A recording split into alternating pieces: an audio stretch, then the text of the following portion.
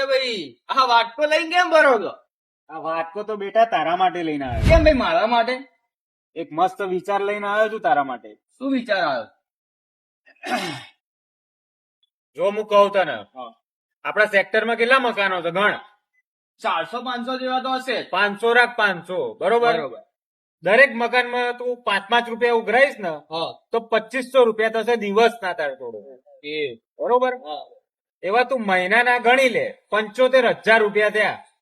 આ તો વાત સાચી હો, બહુ જોરદાર વિચાર છો ભાઈ. હા, તેના માટે કરવાનું શું હવે? કઈ નહીં, આ વાટકો પકડ અને ઉઘરાવાનું ચાલુ કરી દે. ભાઈ આ બધું નથી કરવું યાર, આ બધું કરાતું હશે યાર.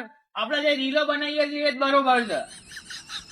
આ બધું થોડી કરાય આપણાથી, આપણને ના શોભે ભાઈ. તું સમજ તો કરી, ના, ના, 75,000 રૂપિયાની વાત છે. આ બધા વિચાર જ ખોટા ભાઈ. તમે કરો કરવું હોય, મારે કશું નહીં કરવું ભાઈ. મળીએ.